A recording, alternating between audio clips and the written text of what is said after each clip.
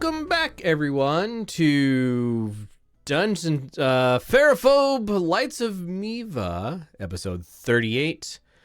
My name is Sam Lander. I'll be your GM, and I have some players. My name is Zerder, playing Lumi, the Circle of Stars Druid. My name is Valor, playing Elros, the Battlemaster Fighter. Hi, I'm Suda, playing Risha, the so totally not dead rogue. And I am Sadie, playing Zari, the giant barbarian. I'm Inter, and I'm playing Crier, the fast monk.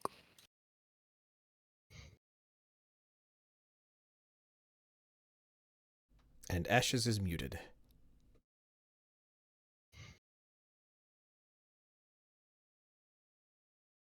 Or PTT'd. Or PTT'd. That's okay. Ashes running our wizard. Yep, there we go. I'm Ashes, and I play the wizard Iberkeet. There we go. So, after spending some days with the first daughter Tiasa and going around town,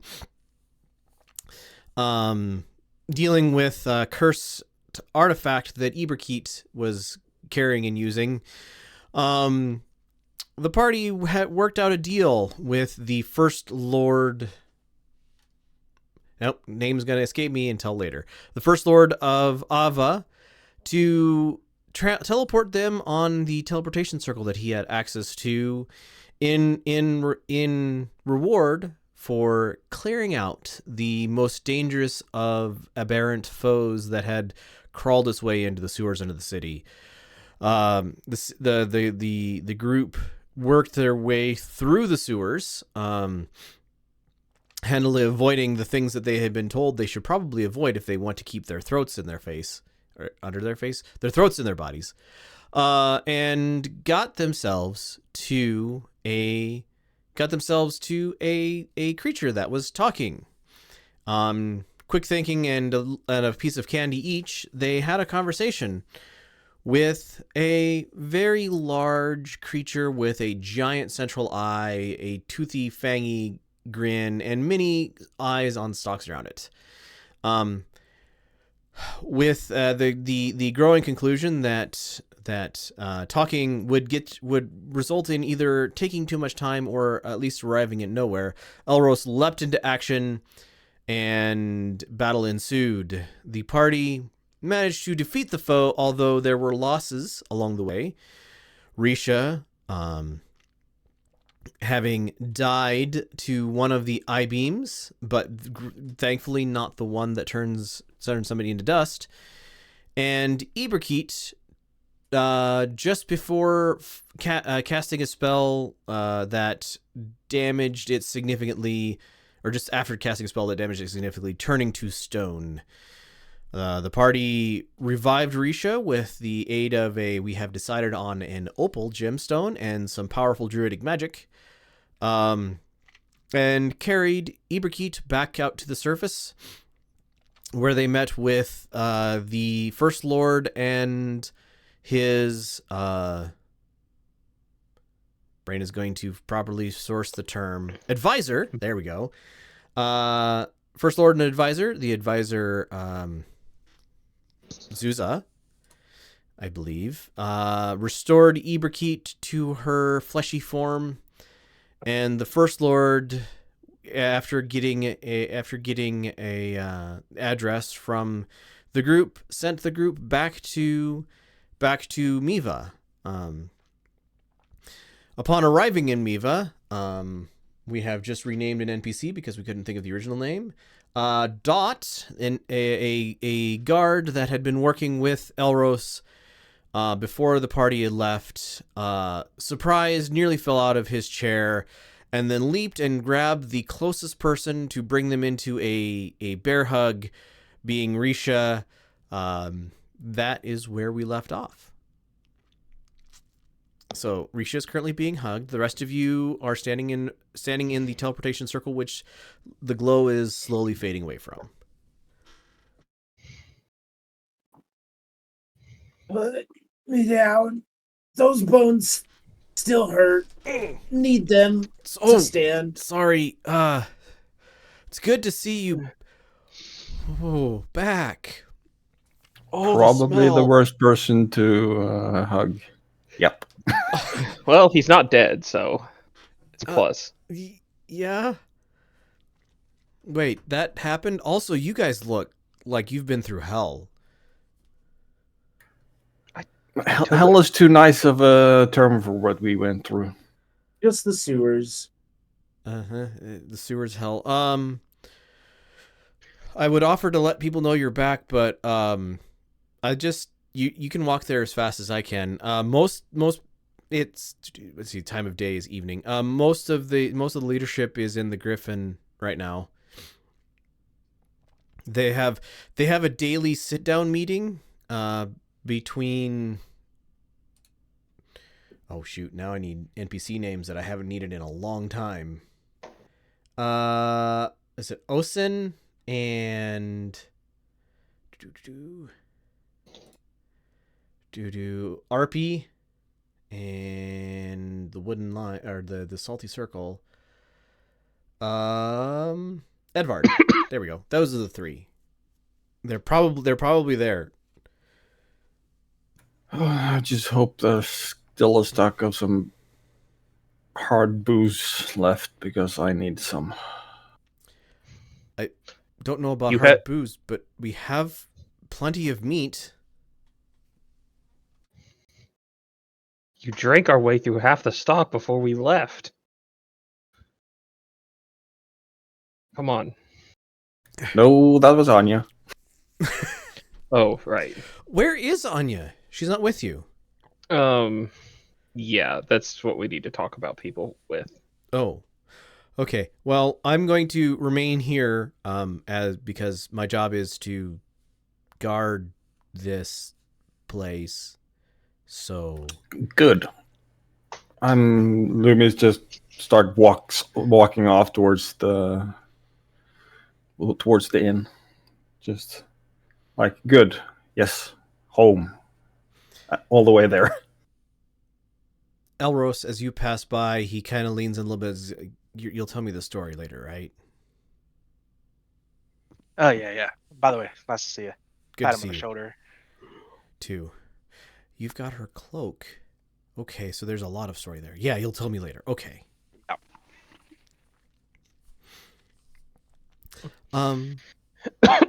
You guys head out through the office. There's a lot of people, like several of the rooms.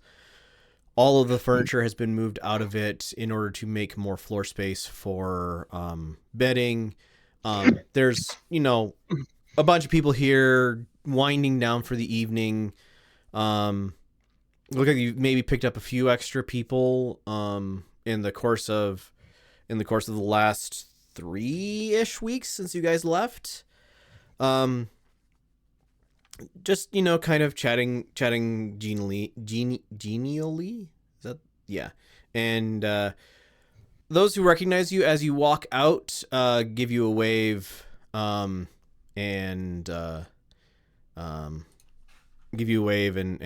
return to their conversations.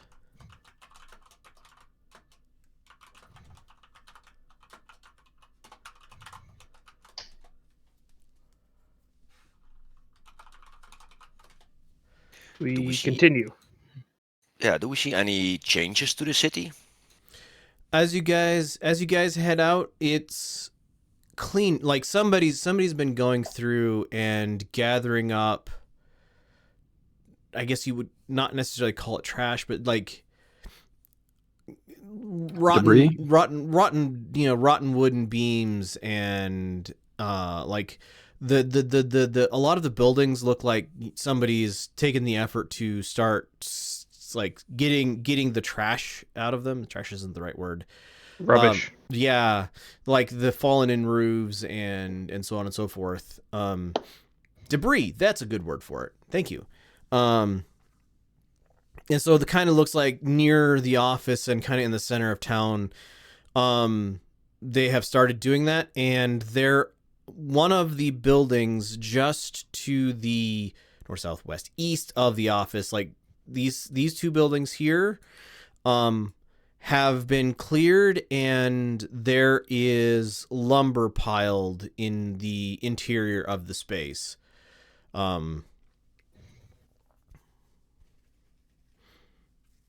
Look like, you know, big beams for probably the roofs. You guys head on towards the Griffin. There's a small crowd gathered in it. We have this place. Maybe we don't have this place. Maybe we do have this place. That is not this place. Do I have it archived? I thought I had a Griffin map. We should have it. Well, I can't find it right now, so I'm not going to keep looking. I made it.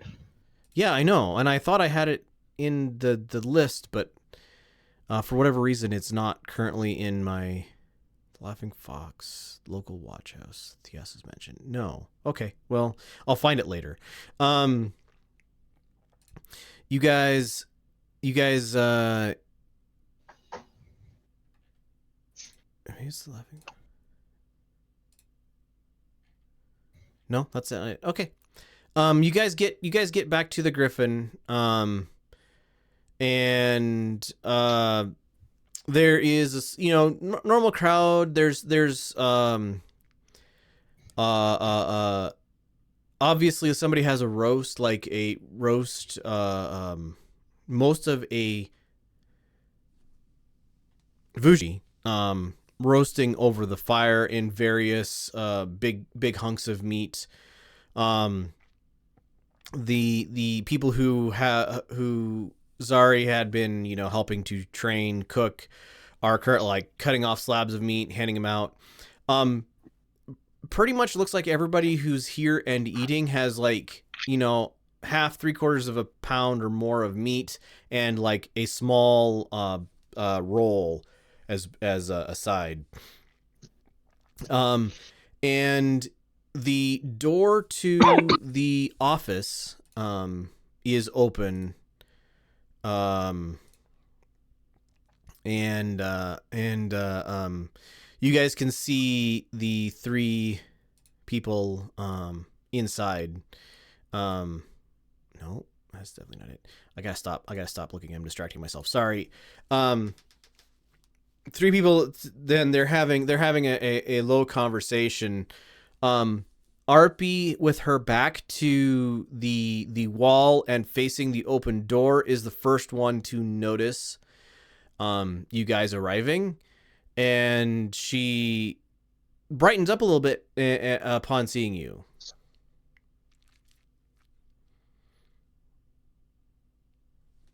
I'll knock on the open door to get the rest of the attention as well.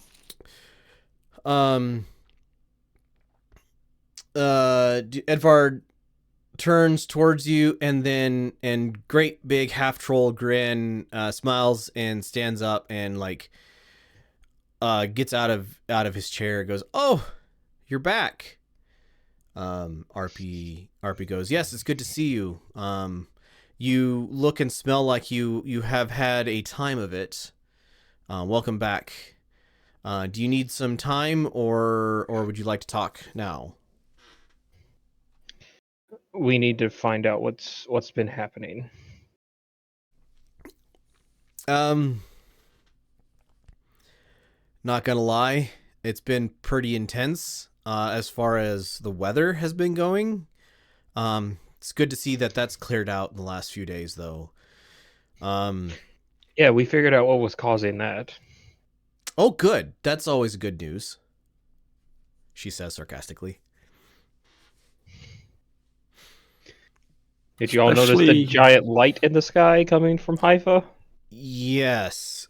I'm hoping you have more knowledge about what that is, because other than the fact that I can't raise Gamiel anymore, I don't know what...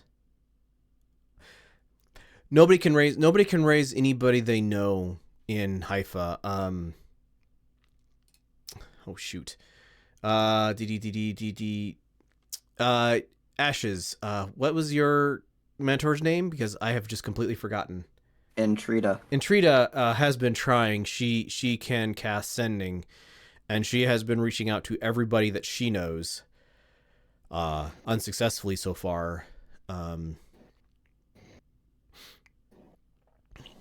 So We don't know exactly what's going on in Haifa because that happened when we were moving eastward after we had been in there trying to disrupt the spells.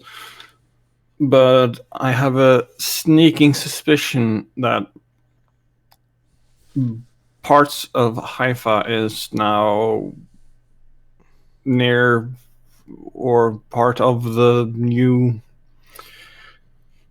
thing in the sky at night. Well, we don't know what happened. Okay, so quick catch up. We headed to Miiva. yes, Or That we was headed to last I knew. Haifa. We got there, infiltrated the city, took some weird totems and dragon shards to partially disrupt the giant ass spell circle that the lights, Georgie, and someone in the castle, in the keep, had been casting in order to excavate underneath the city. We disrupted part of it, but it seems like part of it also went off. Excavate under the city. Yes, What were they digging in the city for? iron. That it tracks at least, and the expression on her face looks like she's getting a headache. And so disrupted the go with spell ritual magic, but not completely. Okay, and this explains why the glittering lights and the sudden rain of unpleasant creatures. What, yesterday, day before? Yeah. So We ran across those two. good. That's widely spaced then, all the way to Ava.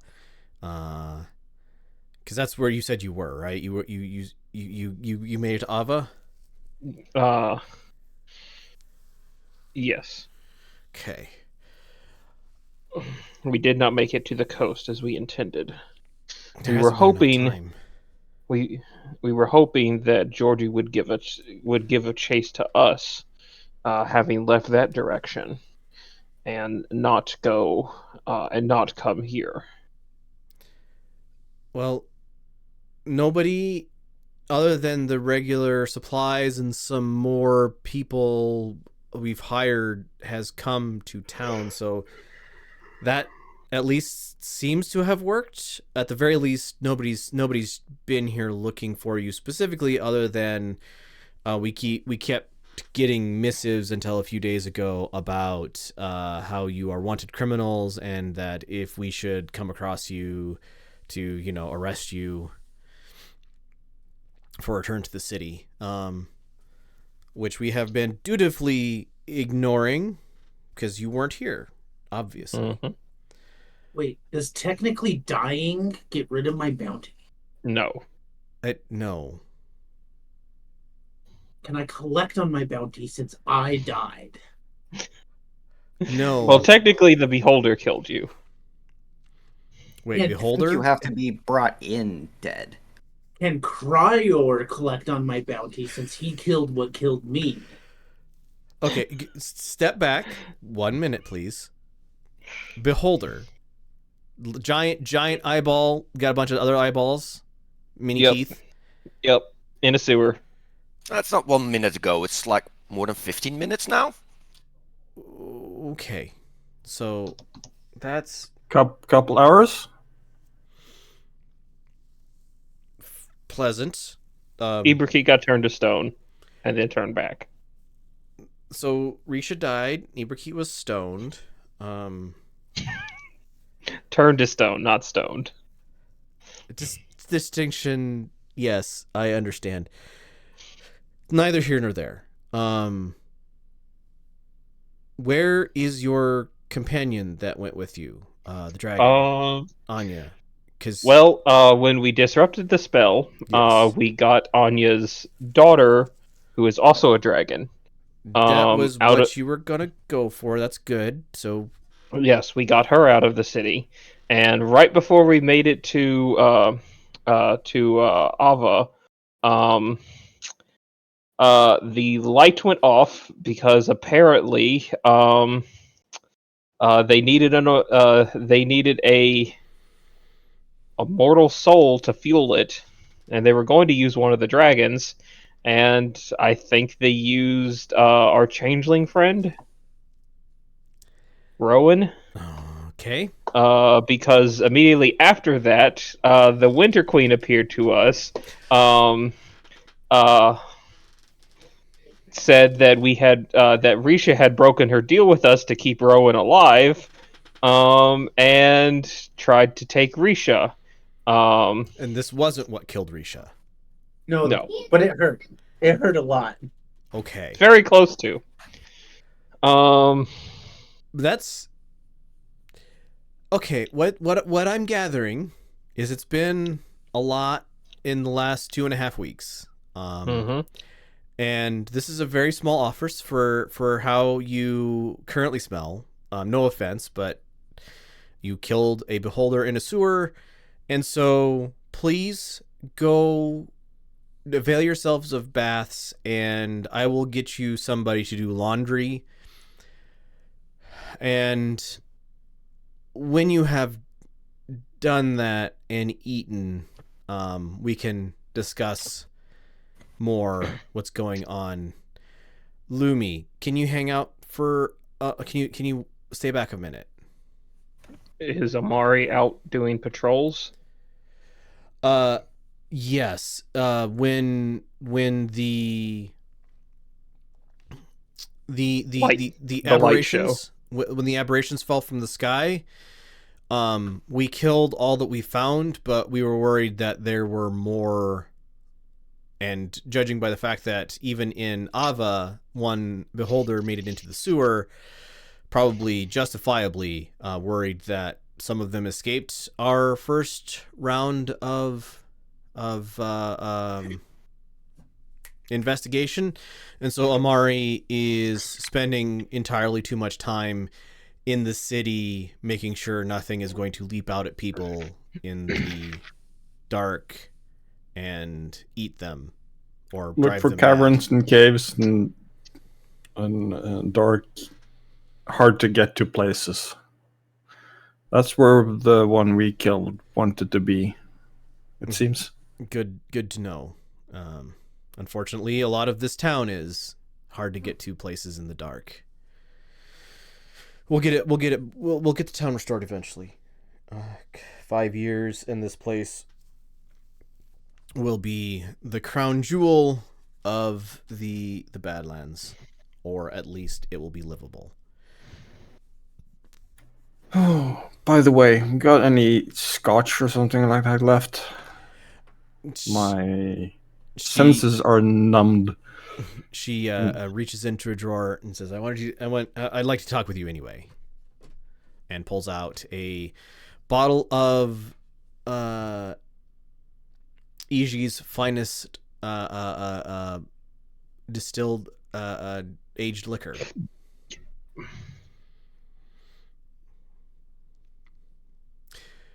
Right. So I'm probably one that smells least. I just waded a small part of in the sewer water. Yeah. She sources a like a mug and sets it on the counter, pours a couple fingers into it. Not literal fingers, like you every way. First serving goes straight down. She goes, we've managed to keep the crops alive, but you are the resident druid, and I know you wanted to help out with the crops, but please tell me you're going to be able to. Yes. I've on the journeys I figured out the magic needed. I didn't have time. Rather, I figured out just before we went, but I didn't have time to help then. So, but I can help starting tomorrow morning. She pours another portion into the glass and says, "Good. I think the short season like vegetables will be okay. We managed to coax them through Snowflake Obsidian, but the grain crop is too young, and we might lose it before winter. And the pumpkins, we don't know if it's something falling from the sky, but they went a little wild and are literally trying to eat people that get too close. So maybe somebody can do something about that as well. Or maybe they just become really good pumpkins when the frost kills off the plants. I don't know. Thank you. And here. And she just hands the bottle over.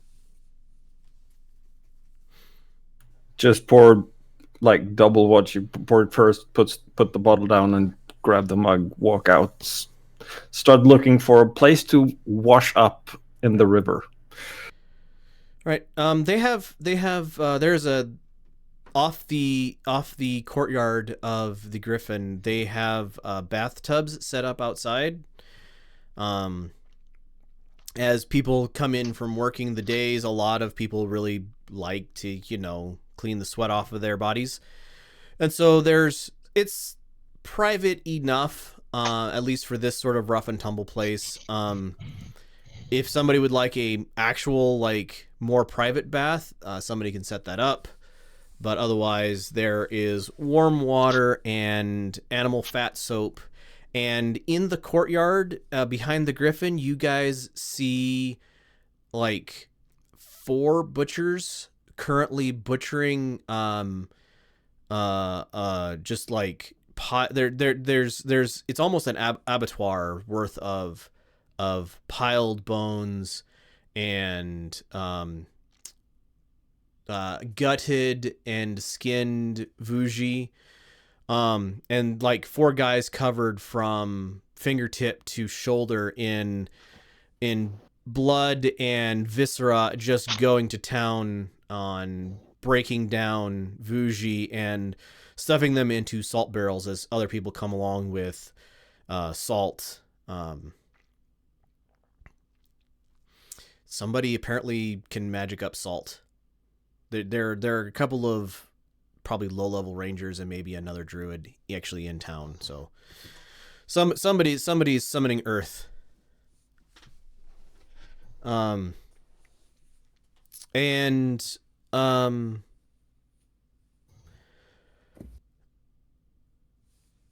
guys, okay. If you want to take a bath, that is open to you. I'll just pause here. I'll stop talking. Yeah, I'll take a bath really quick, wash off the clothes. Somebody offers you a clean like outfit is generous, but like shirt and pants so that your dirty clothing can be taken and laundered. Somebody's like off in the corner, they're rendering down fat, and somebody's got pitchers of lye, and they're taking the fat and turning it into soap.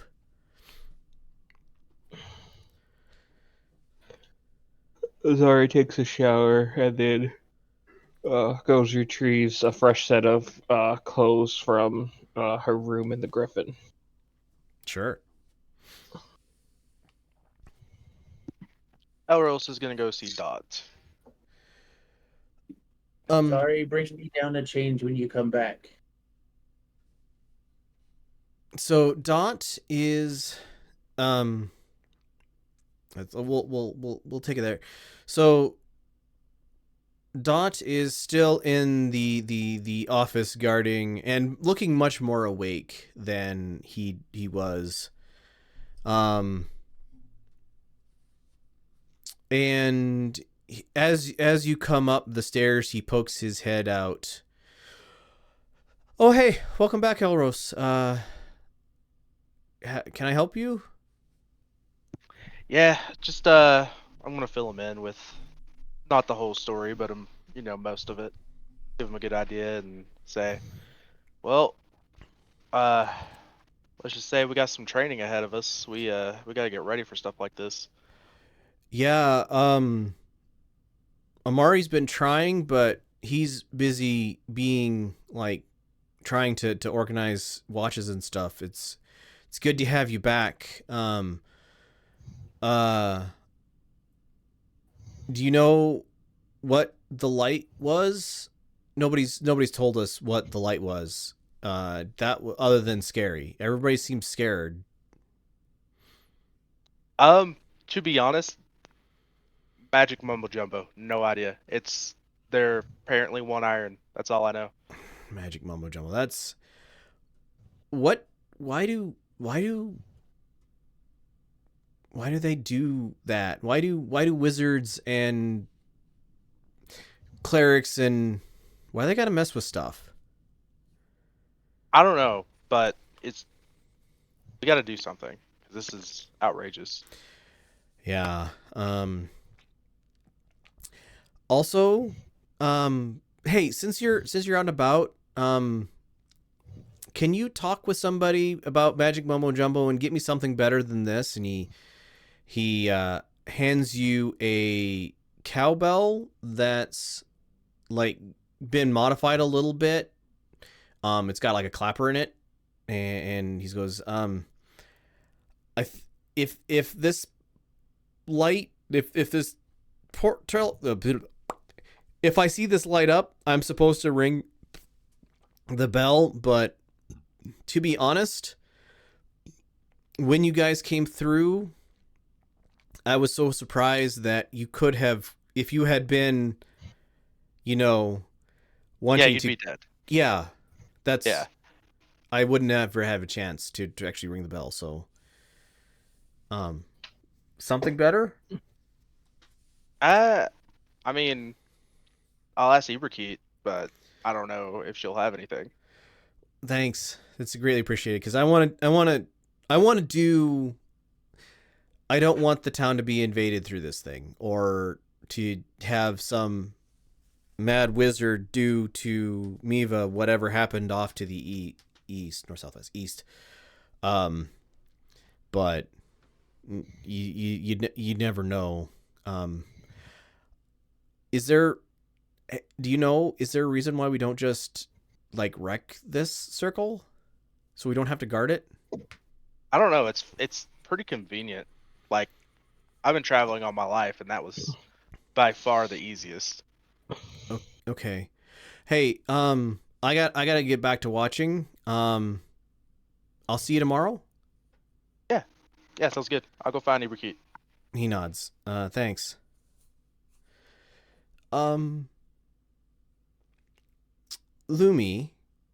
you have walked to the river. It's late enough in the day at this point that the sun is going down.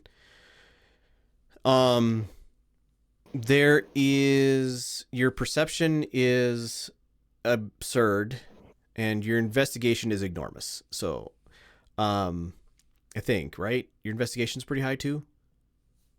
No, just that's investigation is just at a +1, I think. Oh, okay. So your perception, like as you get to the river, you can see where people have set up buckets and stuff to help them gather water here. It appears to be that somebody has put some effort into getting the piping working, so maybe people don't have to spend all their time drawing water from here. And the river itself is flowing faster than you remember it. Just as high in the banks, but definitely feel like they're like you toss a bucket down to gather water, pull it up, and it's flowing faster than you remember it.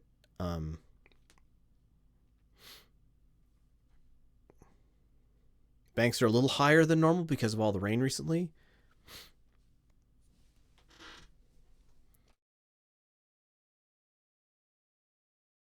Yeah, I'm just spending some time doing the rinse out the putridness from the clothes, strip off, put the clothes to dry, then jump in, swim around myself. Okay. And scrub up. It's quiet. Like, you can hear in the distance people talking, but it's noisier than the wilderness was, because you guys spent several days, many days, going through the wilderness. But it's quieter than it was then, because then it was raining. And it is definitely almost eerily quiet compared to what Ava was like. This place feels empty in a way that you haven't felt it feel empty since the first time you were here. And suddenly you feel very alone, isolated.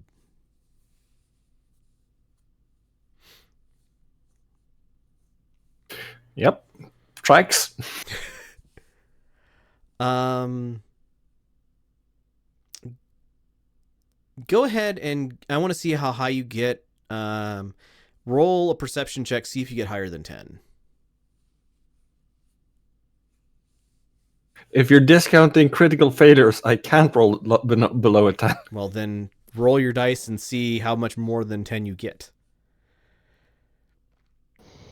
So 16 with a 27. So you get the very real sense that you are being watched, but it's not anything Feyan that's doing the watching. And looking around, you don't spot anything, and just as that like chill runs down your spine and the goose bumps or goose feathers, whatever, start like crawling over your skin, you see a troop of 5 people coming up over the bridge, or coming up towards the bridge, and then somebody yells out, "There's something in the water!" And a bunch of people rush towards the edge of the bridge, and you can see the silhouette, torch held high and kind of behind him so that he's not blinded by it, of oh boy, everybody's gonna murder me because Amari, thank you, because I can't remember NPC names. And he looks down into the water and goes, "Who are you?" Or they go, "Who are you?" Oh, hi, Amari. We're back.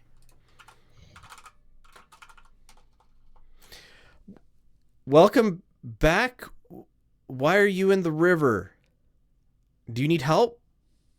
No, just enjoying river cleaning myself. Somebody. I think Zari wants to talk to you. Zari's. Oh, of course you're here. Zari's here too. Okay, I'll be back. Is she in the Griffin?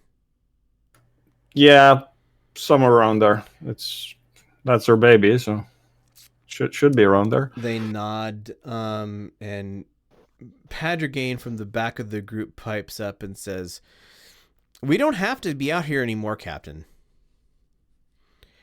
And with your plus 11 perception, you can see the tips of their ears go a little red, and they kind of yeah. So we're gonna head back to the Griffin. I think we're done patrolling for the evening anyway. See you back there at some point. Yeah, I'll do a sweep of the perimeter before I tuck in for the night. They nod, and they start tromping off towards the Griffin, and Padragain kind of gives you a cheeky grin and a wave as she heads back as well.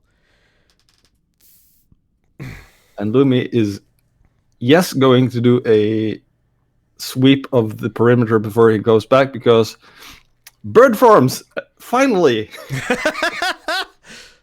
All right. You're wild shaping into a bird? Yeah. Wild shaping into an owl? Or some Yep. other bird? All right. Because you Owl. have advantage on sight based in investigation rolls with an owl, I believe. Yep. So give me one of those.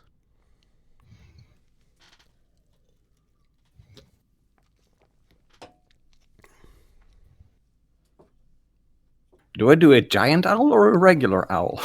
I don't know. That's up to you. Just a regular owl this time. Mm-hmm.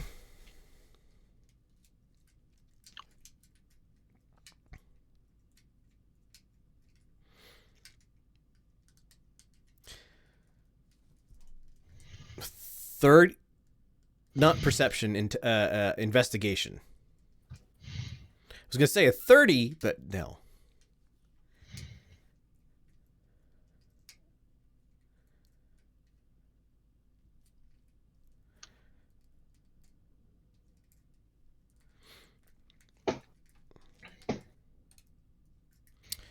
$14.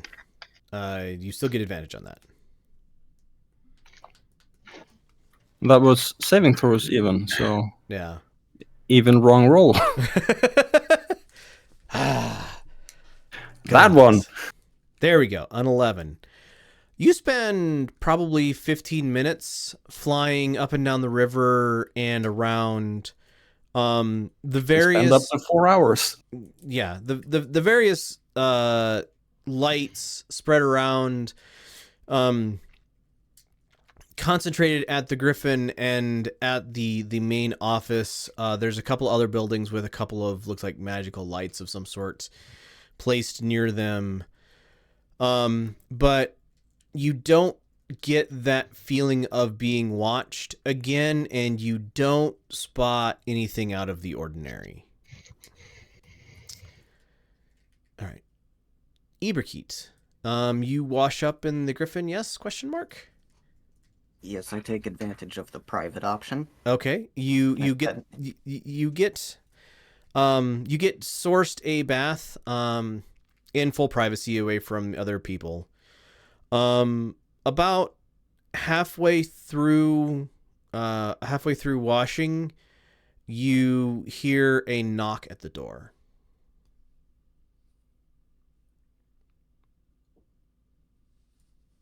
I will go to the door and open it just a crack. Hello? You hear Intrida go, "It's good to have you back. Can I come in?" Can you wait a minute while I get dressed? Absolutely. I just heard that you were back and I wanted to see you, talk with you. She sounds exhausted. Alright, well, I gently close the door, dry off, get dressed, and then fully open the door. You see her like leaned up against the hallway on the other side.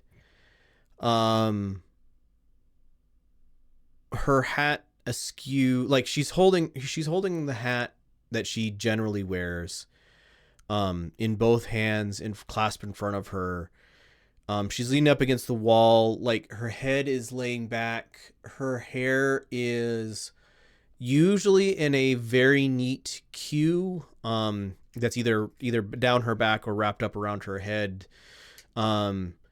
It is like flyaway pieces, like not chunks of it, but like that if you've had braids in and for days or weeks and you haven't taken the time to like let them out and rebraid them back, the pieces of hair kind of pull out of them and start becoming disheveled. giant dark circles under her eyes and just exhausted looking. You're not big on hugging, right, Iberkeet?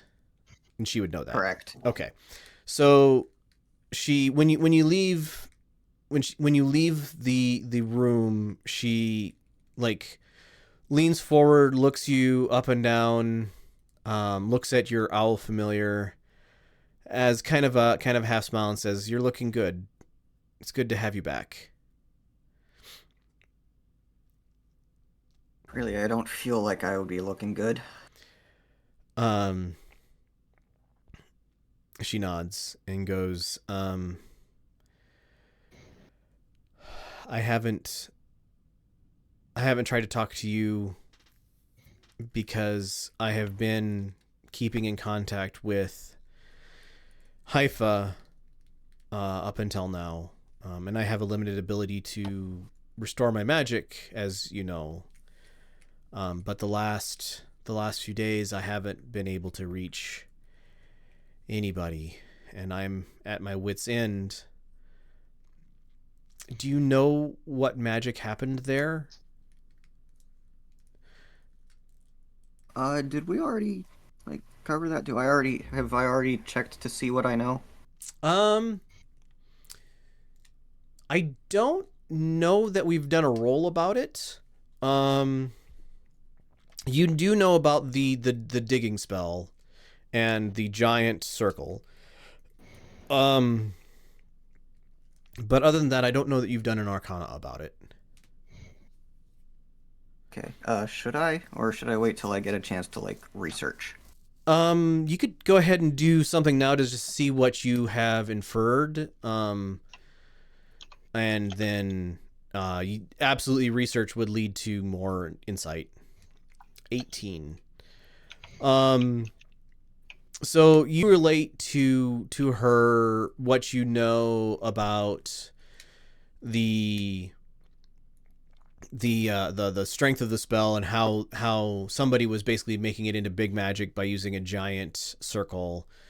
This was a transmutation, I believe, spell, mostly. But with the whole would it be transmutation? Probably. With the whole digging up ground and throwing it up into the air thing. Yeah,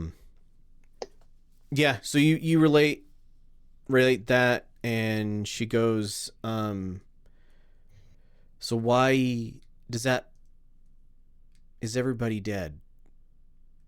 Is there nothing left of Haifa? Oh no, it's still there. Oh, good. As far as I know, no one's dead, but they've probably got monsters too. She heaves a great sigh of relief. I haven't been able to divine anything since we saw the light in the sky. My magic is scrambled. I never had the head that you have for directed magic, and so I've always depended on my instinct and insight to help me cast my spells. And I was afraid, maybe I was too afraid. You can help me do a reading later on what happened to the town, if you are willing. Oh, of course. Always. She nods. There's something, there's several things. The only image that I keep getting back in my head is of a deck of cards scattered across a heaving floor, and I do not understand what that means. All right. Risha. We haven't touched it with Risha yet. Spends an hour stripping out of her soaked clothes and then casts invisibility to sneak up into her room. Risha, you find your room much as it was when you left. Basically untouched, although it looks like maybe somebody's come in here and swept and maybe picked up clothing for replacement with fresh clothing, that sort of thing. But more like a maid might do at a hotel room as opposed to somebody who's trying to like steal something or do anything nefarious. Well, it is an inn, so like that would make sense. Yeah, that's totally how this works. Totally. I'm surprised they spared the manpower. Give me an insight roll, please. Inside is bad. Inside is bad. Oh, Still got a really good roll. So yay. you catch the, I don't know, whiff is not the right term. Fingerprints. You gather evidence with like looking around. You're thinking this looks like Padragain was perhaps in here doing something and was caught, and the spared the manpower in as much as gave the excuse of, oh, I was just cleaning up the room, and got basically got that enforced. But you find that everything that you left behind is still here. Look, a bed, 4 walls, a door, and a window.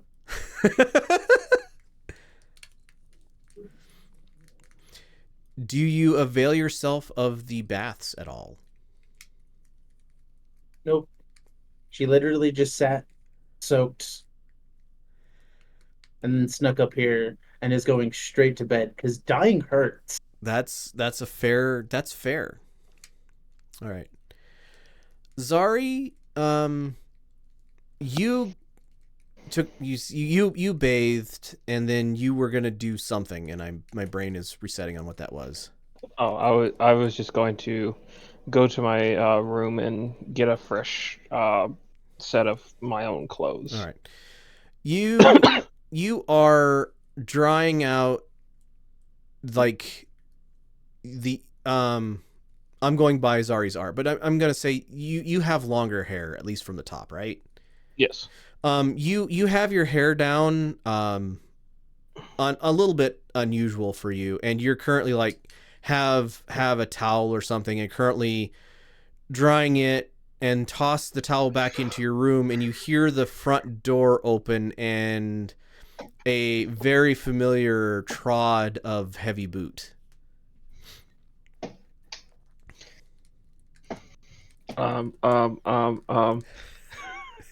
Quickly grab the bandages and put my face wrapping back on. Sure.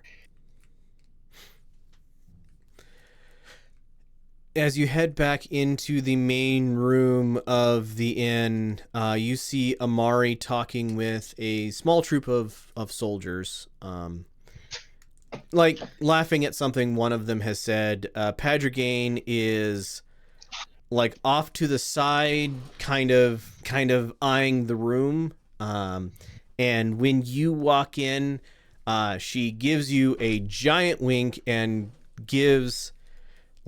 passes by Amari, kind of giving him a bit of a jostle to have him turn towards her, which brings you into view. With a 15 on a stealth roll, what is his perception check? I have that. If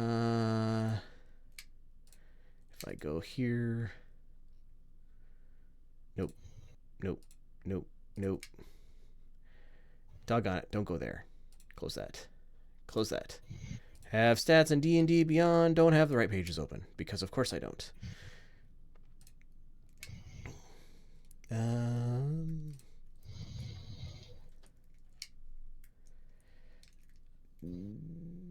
maybe I don't have him statted out. Maybe I don't have him statted out, or them statted out. Sorry.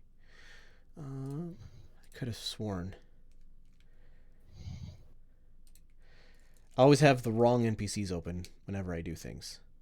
Nope, don't have them statted out. Or if I do, I don't see them in the list.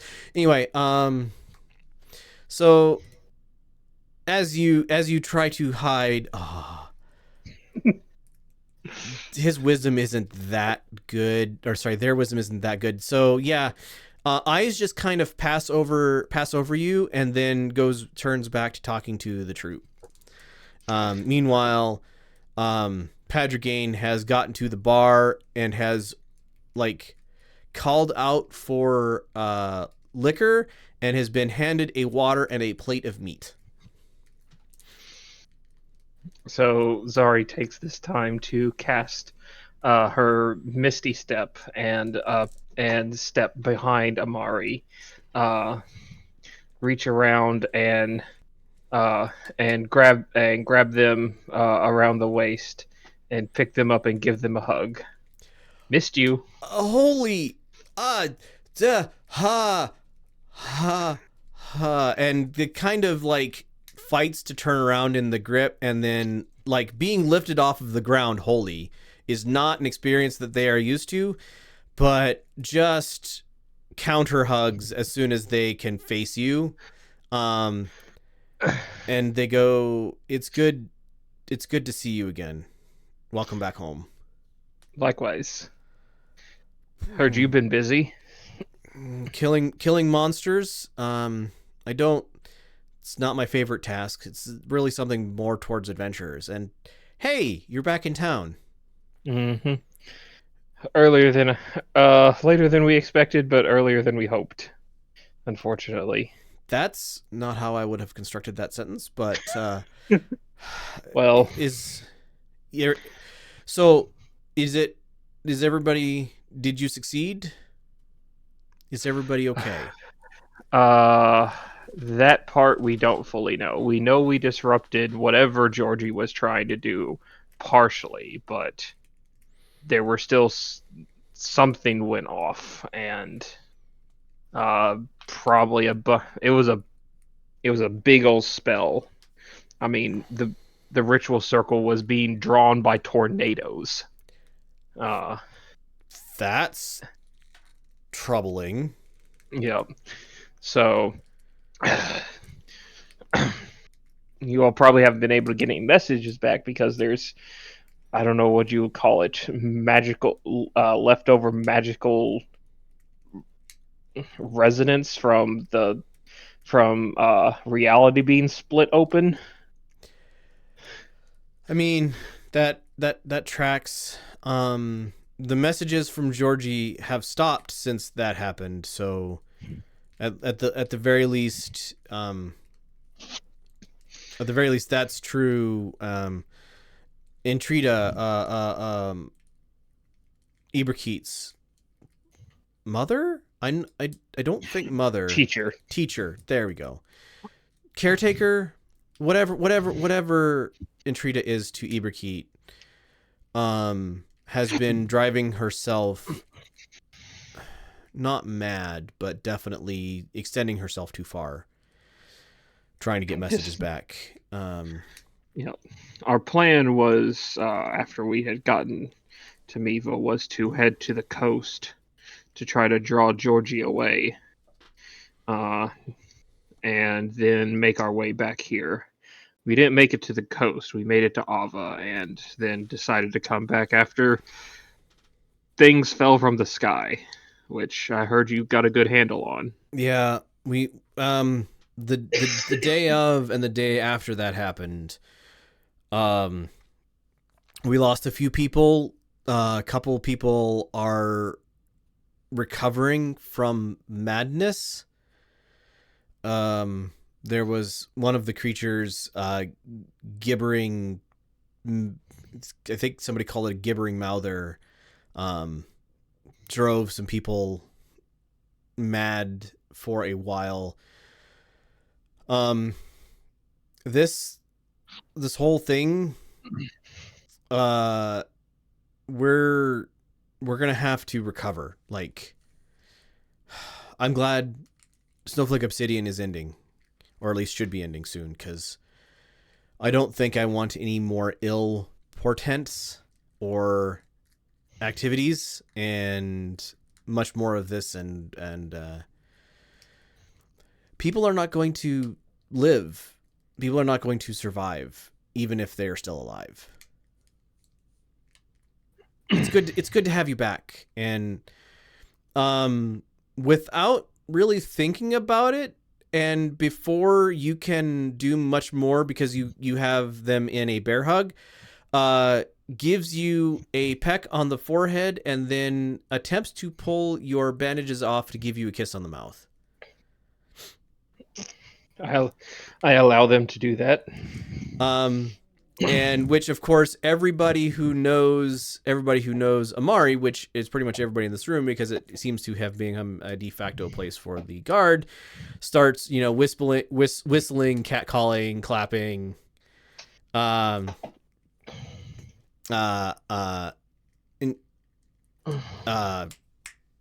Portentia is not her name. Rolls her eyes from her plate of meat. And Padragain, thank you.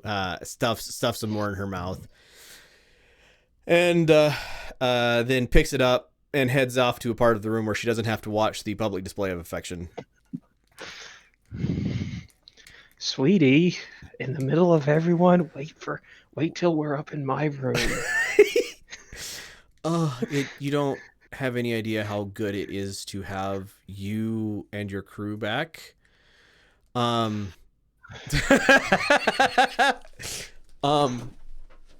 It's good to have you back. I have spent my life diffusing situations between people, hunting down criminals, dealing with the worst segments of Haifa society, and the best, honestly. I am not built out for monster hunting. It's good to have you back, Zari. You are the monster hunting person that I think we need now. Well, there are plenty of things to slay, but first I think we all need a rest. We just got finished fighting a big eyeball creature in the sewers in the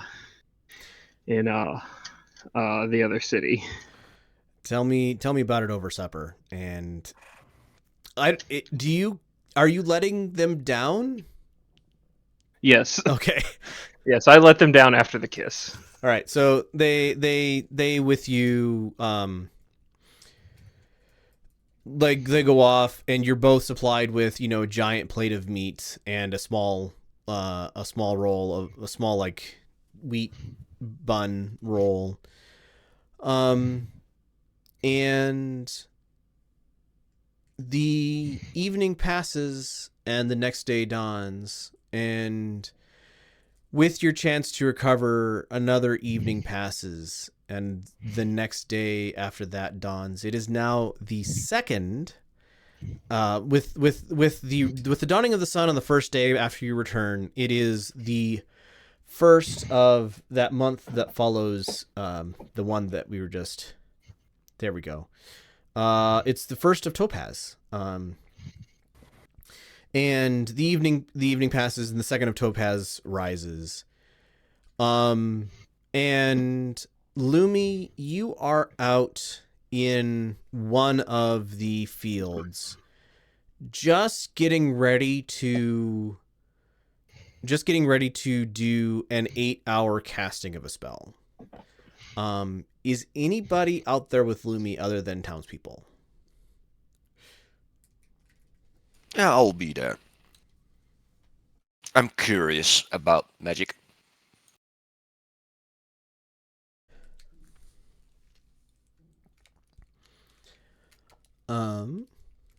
Anybody else? Yeah, I'd be there. Okay. Risha sleeps through breakfast. Zari's out there. Is like, somebody told me about man-eating pumpkins.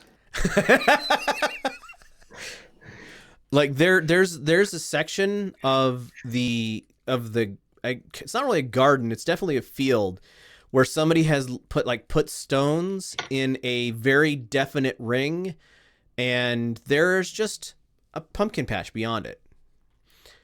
But it's a definite probably 200-foot radius ring of stones around this pumpkin patch, which is maybe half that large.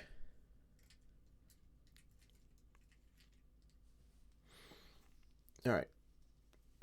With your 21 passive perception, Lumi, you will notice this. Zari, Cryor, and Ashes, please give me if your passive perception isn't a 20, please give me a perception check, and your target is 20.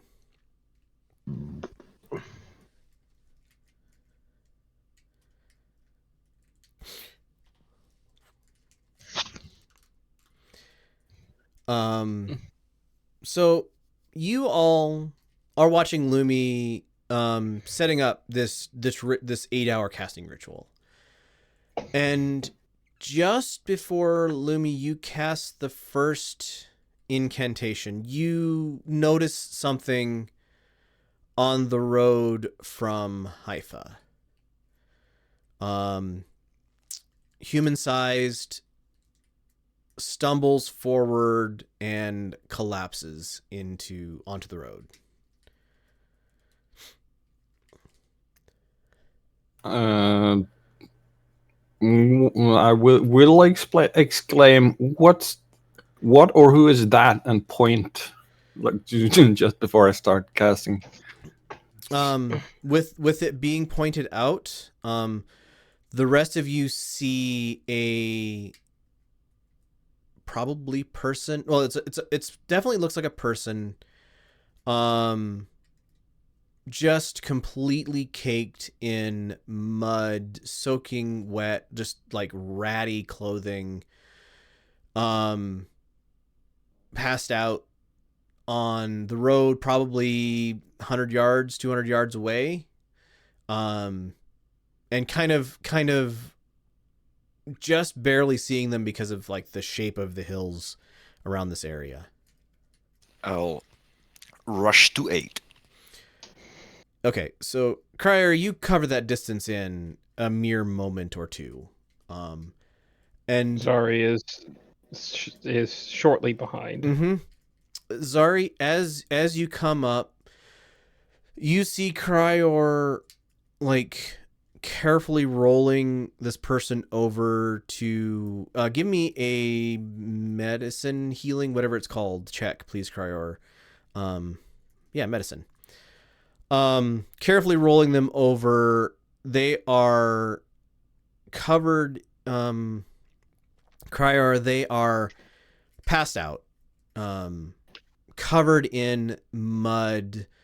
There is you see a small wound, like there are small wounds on their hands that are caked in dirt.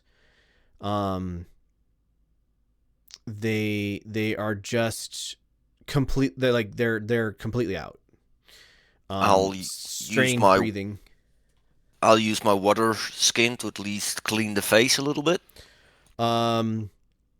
Mid 30s, man, Feyan. They have dark, like orangey green, like orangey yellow skin. Very elven, like drawn eyes, round ears. Just their hair is caked in mud. Looks like they had a longer hairstyle that is completely disheveled. Wearing nicer clothing, not like fancy clothing, but like artisan type clothing. Their shoes are tattered rags on their feet, and they're passed out. You clean them off a little bit. They wince a little bit at the splash of water, and do not awaken. I will yell at Lumi. We need your help. Zari, about the time that the water's splashing on them, that's when you arrive.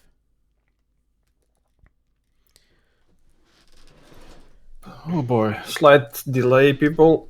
No, speed jog over. Farmers go, yeah, that's okay. With what you did yesterday, it's still helping. And you head over. Give me your medicine check, please. Just going to use my healer's kit. Go for it.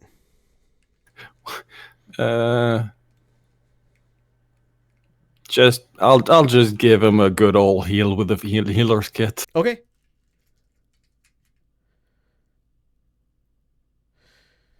Oh, jeez. Plus any hit die the person might have. Well, they probably only have 1 or maybe 2 hit die. But you watch, you like bandage up the wounds on their hands. And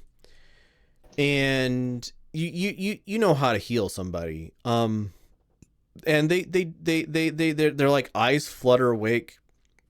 This person is suffering from extreme exhaustion. Like you have to bandage scratches and cuts on their hands and their feet and their face.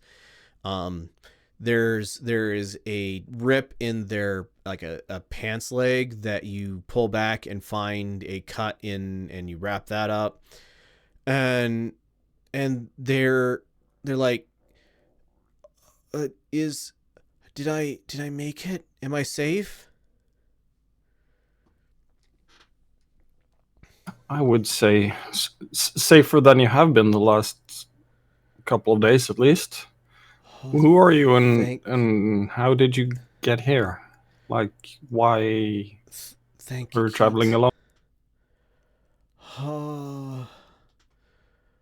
And then they sit up and go. They're behind me. Their wolves are tracking the people behind me, running from town. You gotta. Can you help them? Can somebody help them? As soon as he got to wolves and other people, Lumi's giant owl from taking off. So Lumi was working on ministrating to this person, and then doing a trick that I don't think any of the rest of you have seen him do yet. Just turns into a giant owl and takes off towards town. So this person like grabs a hold of probably you, Crier, since you were the first one there, and goes, maybe I ran. They were probably, I could hear them howling in the distance behind me. I had to get here. Yeah, I'll. So Lumi is heading towards town. The direction the guy came from. Oh, the direction the guy came from. Yeah, because he said he heard wolves chasing the others. Okay. Lumi is wise enough to think, okay, he ran ahead to get help. So I'm searching for the danger. Right. So yeah, Lumi heads off towards the east up the road. I'll give him my water skin. Yep. What's left of it. Yeah, just downs the whole, just like starts downing the whole thing in desperation. I'll wave over some of the farmers to take care of this person, and then I will follow Lumi. All right. Zari, what are you up to? Oh, and I tell him to warn the rest of the party. Tell that to the farmers; they know what it understands. Right. About the time you're doing that, the farmers would be, gathering up, because this is more interesting than farming. Yeah. All right. So, what's the owl's fly speed? 60 feet? All right, Cryer, you're 60 or 65. 60. So, you two keep pace with each other. Zari, what are you doing? Are you following after them, or are you going towards town? Well, I guess I follow after them. Okay. You guys outpace Zari. Like, Zari is putting in a valiant effort, but is unable to keep up after a few minutes. And A few minutes? That are far out? you guys head towards the east, and can I have a nature roll from Cryor? Nature survival roll from Cryor. Survival roll from Zari with disadvantage. And or unless you have advantage on for somehow. And then Lumi, since you are up in the sky, I would like a perception check for you.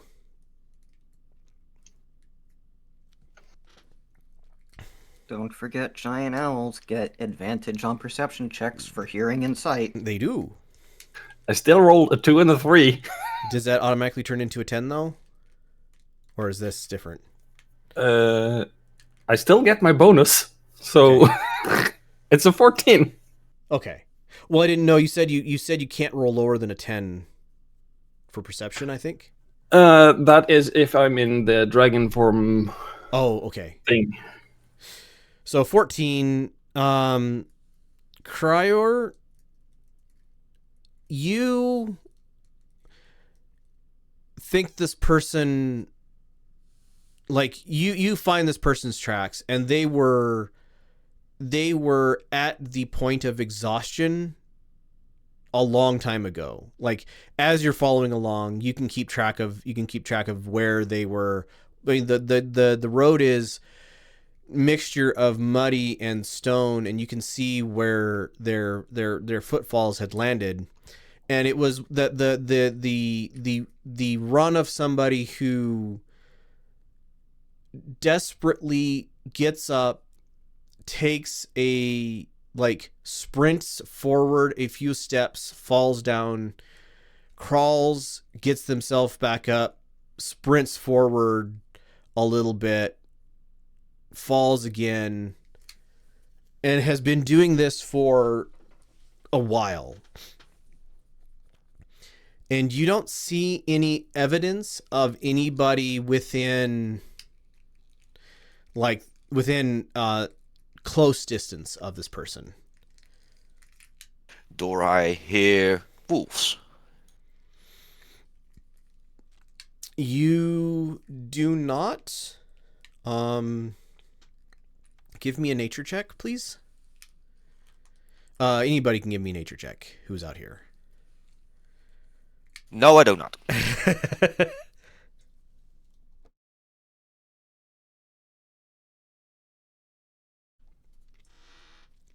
Lumi with a 16 will be good enough. Zari?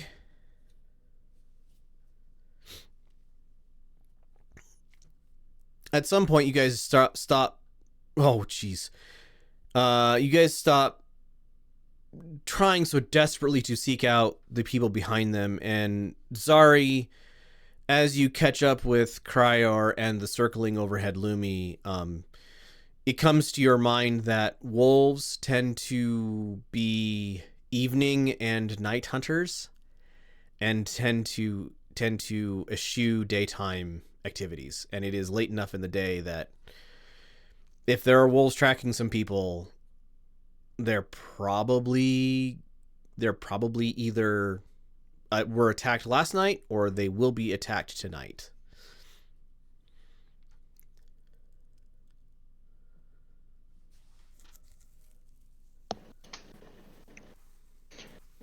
So I'm looking for traces of camps from my elevated positions.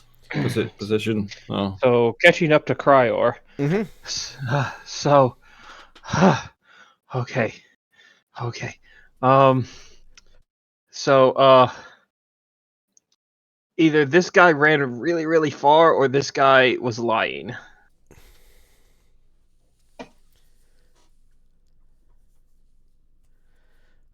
Yeah. Insight check for both of you.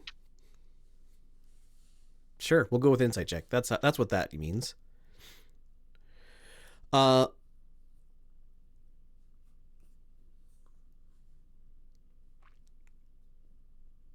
a 17, yeah, with a 6, Zari, boy, he was hard to tell. He was so exhausted, you weren't getting much off of him. With a 17, Cryor, desperate and exhausted, but not not. They weren't trying to hold anything back. They were like panic and exhaustion. Why would somebody near his death be lying to us? I think we need to scope this out more. Maybe get the whole party together and head out. Yeah, I think so. I try to wave down Lumi. Lumi, give me an investigation roll, please. With your advantage. I don't think owls get on investigation rolls. It's just perception. Yeah, give it with you're an eye in the sky. You're a predator drone. You're a predator. Yeah. You're a raptor. Silent. And silent.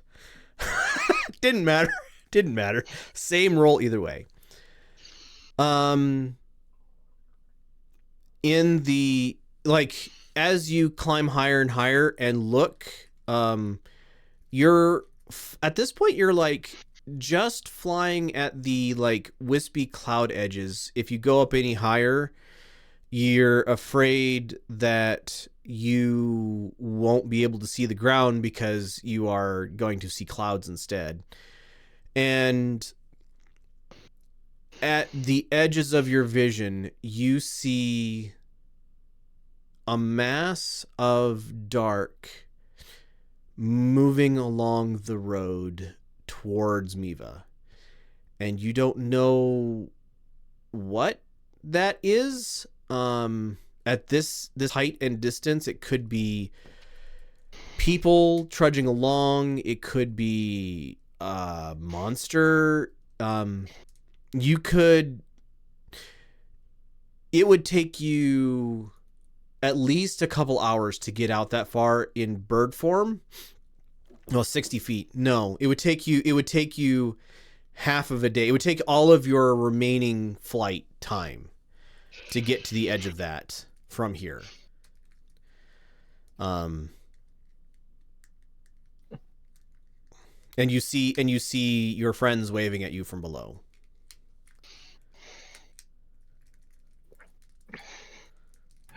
Oh boy. Owls do not talk. Accurate statement. Yep. I will screech twice, bolt off towards the east slightly, then return and land. I think it's best that we stay here, or now we can return as well, because the others will have to go out. We'll meet you halfway. Lumi, if you can get her the rest, we'll walk back to the city. And screech twice if you want to do that. Screech once if you don't. Whoo, whoo. And we'll just start walking back, I guess, to meet up with the rest. I'll take off towards Miiva to gather the forces, I guess. All right. I'll use sprints, dash actions all the way. Right. Yeah, 120 feet per round. You can cover a lot of distance pretty quickly that way. So the farmers would come in and they carry in this person to the Griffin. Anybody who is in the Griffin main room at this point. This is early mid morning. Call it like 9-ish a.m. Carrying this person in who has passed back out. And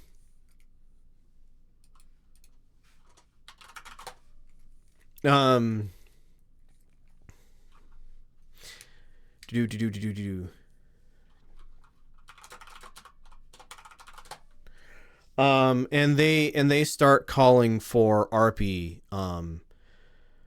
and start explaining to her what is going on. Is anybody in the Griffin main room?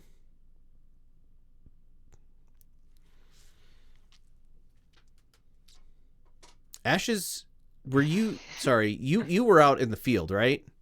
Yeah. So you're still trying to catch up with everybody else because you're a lot slower than they are. You catch back up with them as they're starting to walk, and you see a giant owl fly back overhead towards the city. Sorry. All right. So. Oh, and Jawbreaker can keep up with them. True. His fly speed is also 60. So, Lumi, you've had Jawbreaker flying in formation with you, pretty much as soon as you took off. And if nobody's in the main room of the Griffin, then it's not very long until you guys get a guard sent after you. Somebody found,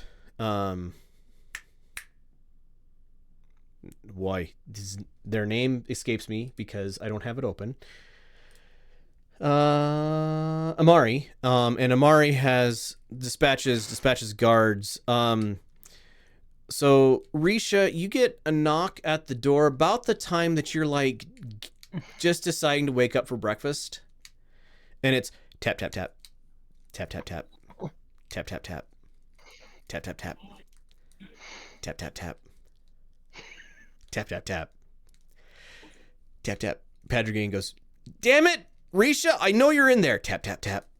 Get up. Tap, tap, tap. Patience is a virtue, young Pendragon.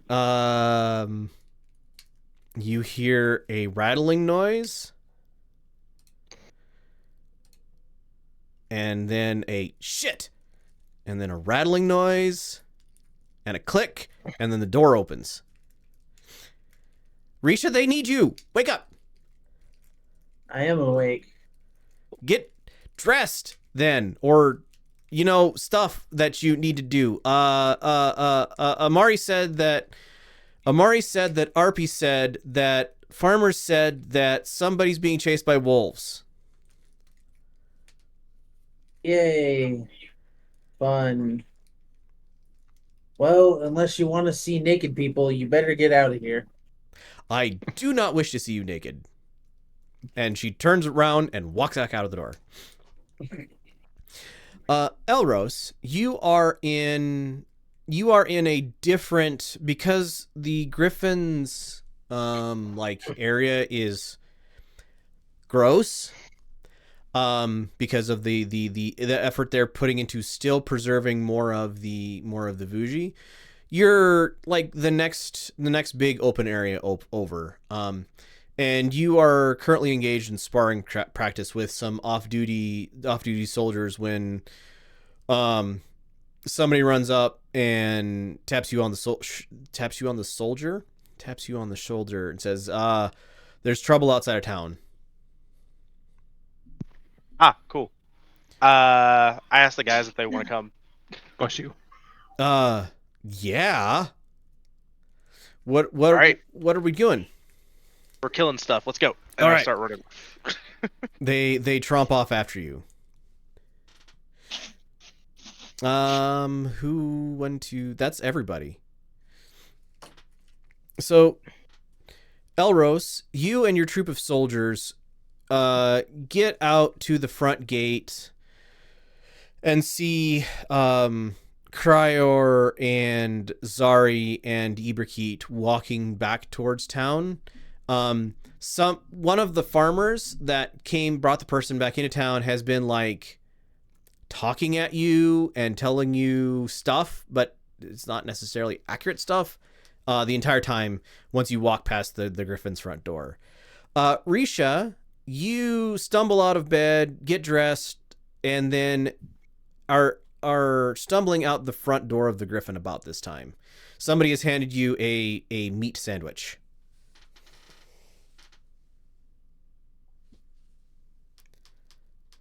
Guys, hold this for a second. Elros, do you know why I had to get out of bed? It is too early for this crap. Risha, your skull is you hand the sandwich to the skull, whose jaw closes on it and holds it in place, and floats along beside you. You mean you would think dying gets you a vacation? Yeah, but there's no rest for the wicked. Let's go. And I grab Risha by the collar and start dragging her along. I thought we were the good guys. Some days. And then keep going. By the time you get the sandwich back, Risha, it's half gone. I knew you were hungry, guys. I'm trying to watch my girlish figure anyway. All right, you guys meet up with the rest of the party outside of town, probably quarter mile at this point, because everybody else booked it out and then walked back. So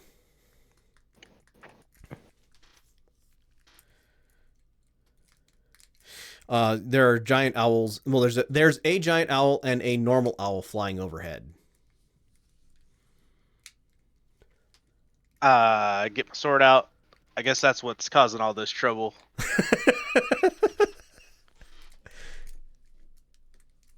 Seeing Elros get ready to fight, I land on top of a building, just cock my head at him. Whoo! So rock. So you see the owl like do the whole like invert the head thing they can do. And you see a jawbreaker land calmly right next to the owl. That's the damn druid. All right, let's go. Did you forget we had a druid? I've never seen the druid turn into a giant owl, I guess, and start walking off. Take to the airs and land somewhere between the two groups that are converging, and I'll turn back to Lumi form. Right.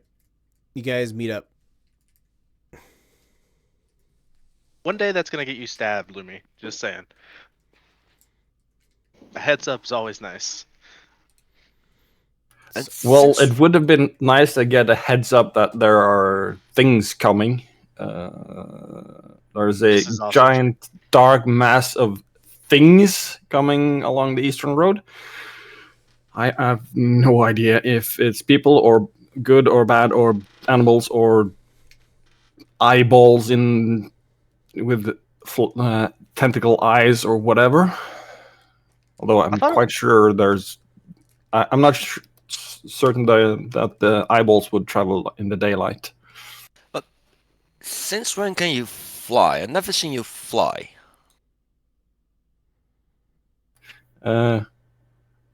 Since we fought the floating eyeball, something about the magic that kept it aloft made something click.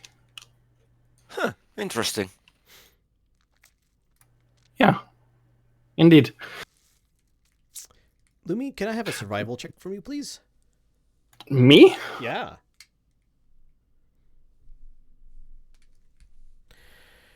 If you head out now, the slowest of you can make it to about where you saw the mass, of whatever, sometime probably 2 hours after dark.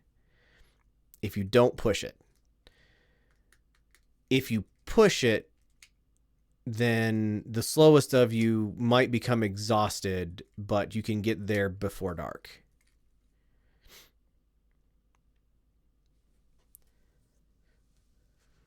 Let's push it. I want to say, where's our cart? Your cart Yeah, is in town. Well, pharmacy around has a cart, right? Something that would fit the slowest of us that a single Wuji could pull. I mean, Vuji aren't any faster than the slowest of you, at least over long distances. A ward Wuji could be. Fair enough. Although pulling something, that's the real problem, is pulling a cart. Can we just ride the Fuji instead of pulling it? I mean, yes. But I can only carry one and keep up the speed. Yes, but we can take other Vuji. Do we have any riding Wuji? Yes. Or are they all pulling Wujis? One of the people who came with Elro said, yeah, we got 3 or 4 fast Vuji. I'll go gather them up. Here, you guys wait here, and heads back into town. The 6 people who followed you, Elros, are counting themselves and then you guys and going. You can see written across their face that they know how the math works out. And I mean, how many can we seat per Vuji? Like, would 1. 2 be possible? Well, 1 if you want to go faster than walking speed. Or too small people? Yeah, but there's no small people in this group. Nope. I don't even have met one, I think. So, Dot says, you guys go on ahead. You get there first, and we will talk to Amari and get an actual troop of soldiers to come up behind you, because the state that person was in, the 6 of you aren't going to be enough to help them get back. If they're all like that, then we're going to need a whole troop. So you guys go on ahead and be the heroes that you are, and we'll come up behind and help make sure that people can get to town. We are no more heroes than you are, defending the city. I've heard the stories. And he smiles at you, and he organized the troop of people, and they head back in about the time that the one pulls out like three riding Vuji, and there are some people like trying to put saddles on them as they're coming out. Just, if you wait a minute, it'll be faster than... And one of them gets kicked and goes into the dirt. I couldn't help him. Okay. You could put the saddle on that one. Hey, sorry. You want to go by air or by land?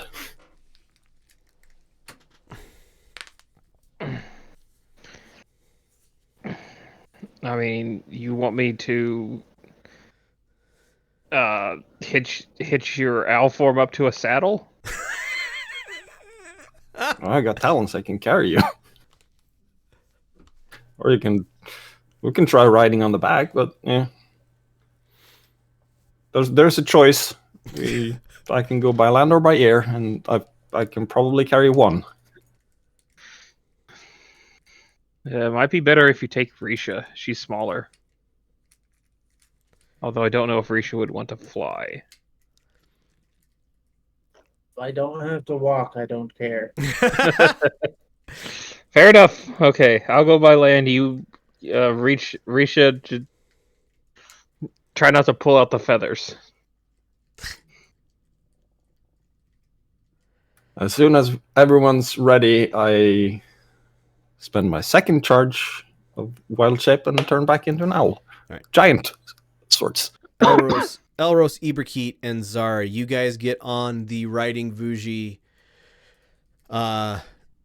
with some negotiation and some whatever Lumi manages to gently grasp Risha under the arms in a way that doesn't, impale her on horrible talons. And with some struggle, but still able to get off the ground. And you guys head off at speed towards the sun has risen, but definitely still not very high in the sky sun. And yeah, you spend several hours traveling.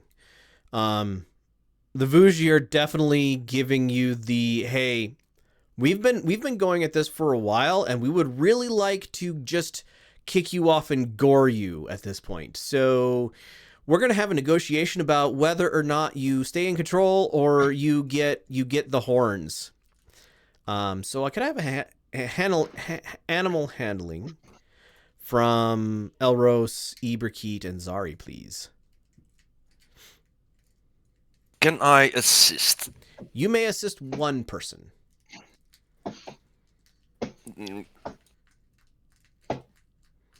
Yeah, I'll.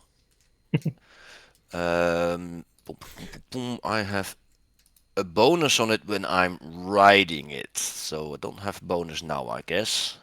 I'll give you your bonus, but Not needed. 16, or sorry, 16 plus 4.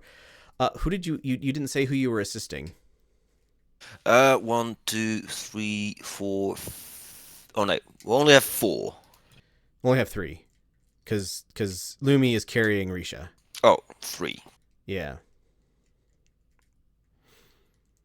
The first roll. Elros. Elros, your crier walks up beside your Vuji as it's like getting ready to toss its head. And you are able to, between the two of you, keep it on the straight and narrow. Iberkeet, you, having ridden some before, but never very much, but you're small and relatively light, and you managed to hunt yourself down and just convince the Vuji that, hey, yes, we're all going in this direction, and there's your mates right in front of you, and I'm not really here. Zari, on the other hand, this animal does a jerk and a sidestep and a turn, and I would like a strength saving throw from you, please. From me? No, from Zari. Iberkeet, you stayed on. 26 with a natural 20. With a natural 20. Zari, you, as this thing is trying to toss you off, it succeeds. You are tossed forward, and you grab this thing by the horns and headbutt it. And it is it does that stumble step, that's something that is a little dazed. These things headbutt each other regularly. These are giant goats. Mm-hmm. You dazed it, and it kind of resets its not terribly intelligent brain, and it just kind of calmly waits for you to get back onto it and continue on. That's right. Jeez. Sorry, that's not how you handle. Okay. Animal handled. You guys are probably an hour and a half away. At this point, you can see not really a cloud of dust because it's been so wet. Lumi, you and Risha can see in the distance people walking on the road. There are groups of people walking on the road. You're probably an hour and a half away, and Lumi, you know that you are stretching. You are at the end of your flight time.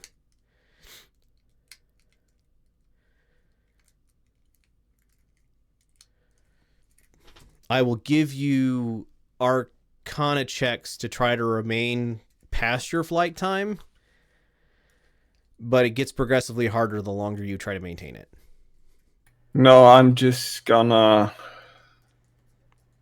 We've all been basically keeping pace anyway this far, Right.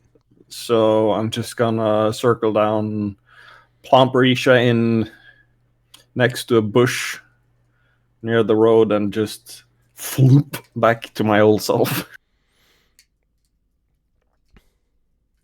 I never get used to that. Oh boy, experience and a half seeing the world from that angle. I'll tell you that. Jawbreaker is like circling overhead Iberkeet at maximum mental link range. Could I please get from you a perception check from them? Perception check. Jawbreaker's perception? Yes, Jawbreaker's perception. Okay, is that sight or hearing? Yeah, this would be sight. Okay, so it has advantage. Jawbreaker doesn't notice anything. There is a large mass of people coming. I'm honestly not sure if these are the ones that the man was said were tailed by wolves, or if this is someone else on the march to attack us, or maybe Georgie put all the guards together to, I don't know, arrest us. See any wounds or armor or gear? No, too far away still. I'm assuming you guys are continuing to walk forward towards this. Oh yeah. Everybody give me a perception check at this point. Lumi, well, I guess yeah. You have high enough without rolling it, but Elros would notice as well.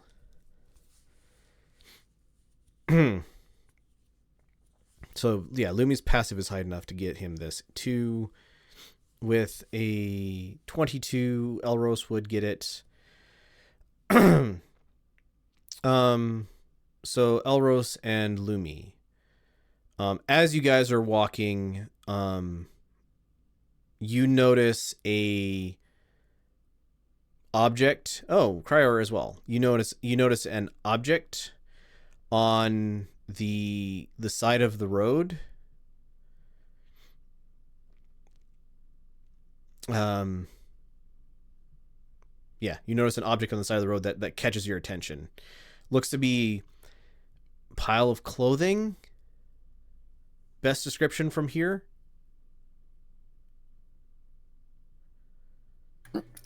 What's that bundle of clothes on the side of the road? Lumi's going off to check. You get close to it. There are a few flies just experimentally buzzing around it. There's smell of bowels, and as you get to it, you roll it over, and this is a corpse.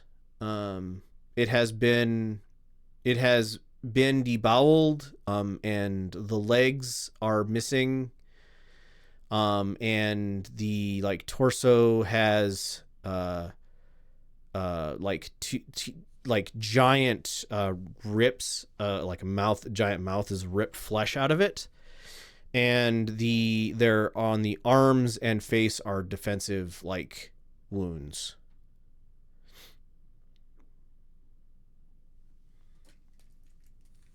Okay, so this might be one of the people that got attacked by wolves. Then what is the mass of people coming towards us? We could hide in the bush. Is there a bush nearby? The road has like low scrub along each side of it. You're probably an hour walk towards them if they are walking towards you. Maybe an hour and a half if only one of the two of you is walking, and it's probably 2 hours until sunset.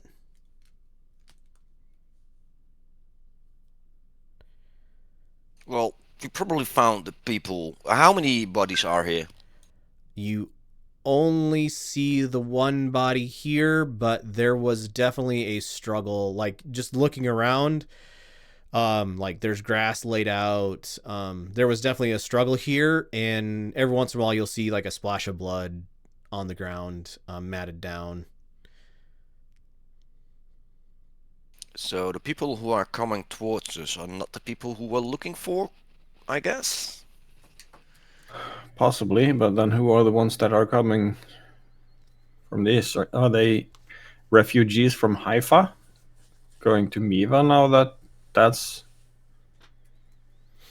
starting to rebuild, or what? We could stake them out, literally, just hide in the bushes so we can observe them a little bit, if there's an army or if it's just town folks.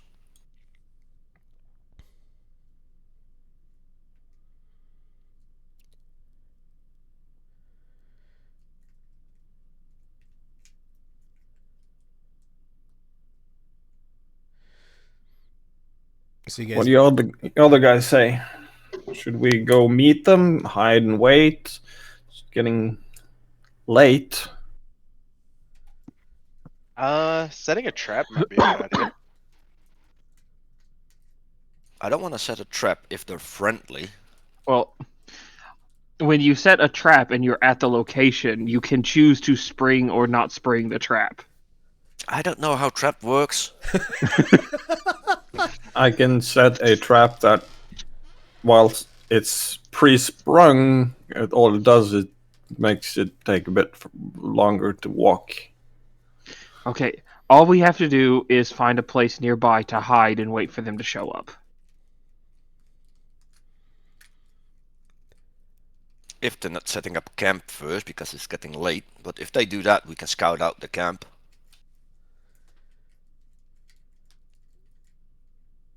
Yeah, sounds like that's the best course of action. all right. Could I have from every? Can I have a group stealth roll, please?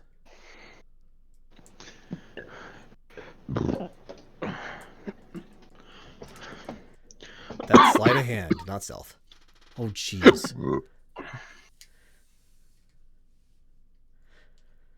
Same score. Dice don't lie. So I give guidance. I give guidance to Elros. There you go. Elros, add another D4 onto that. Oh boy, I need to roll a d6 to see if I have wheel or woe. Yeah. Elros uses a different kind of stealth. If they're dead, they can't see you. Accurate. So we have a 21, an 11, a 10, a 29, a 21, and a 17. So you guys see, you guys get yourself into a spot. Like you see where somebody would probably set up camp if they're going to set up camp. And you get yourselves arranged kind of around it. Risha, every once in a while you like have to point, like shush Elros, but by the time these people come up the road, they like everybody's like you're sat in kind of an array around this where this camp is going to be. And group of people is probably 15 or 20 people.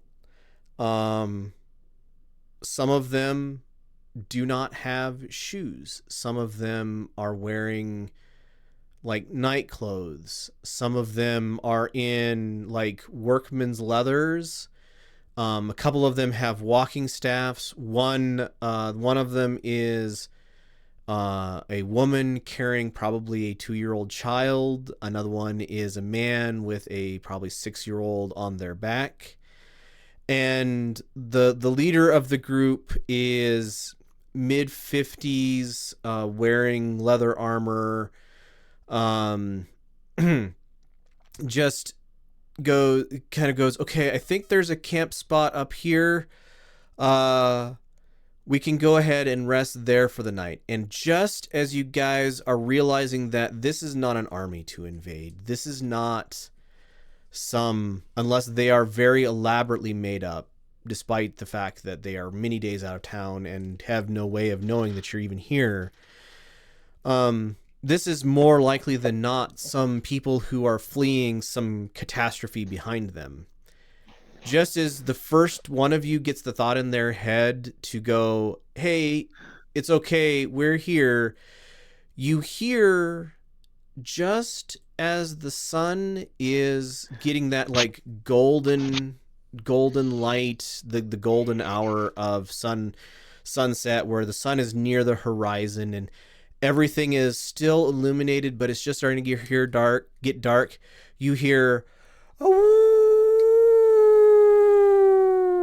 from the north, and then a pause, and then you hear a larger, deeper oh man, it's getting cut off in Discord. Doggone it! You hear a wolf howl from the south. Oh, I don't know why the Discord is cutting that out. Anyway, from the south, and then you hear the deepest, bassiest, like wolf howl you have ever heard in your life, coming from just towards the northeast. And that's where we're going to go ahead and end it for the day. So, thank you to the players for playing. Thank you to anybody who has been watching. It has been great having you here. Bye.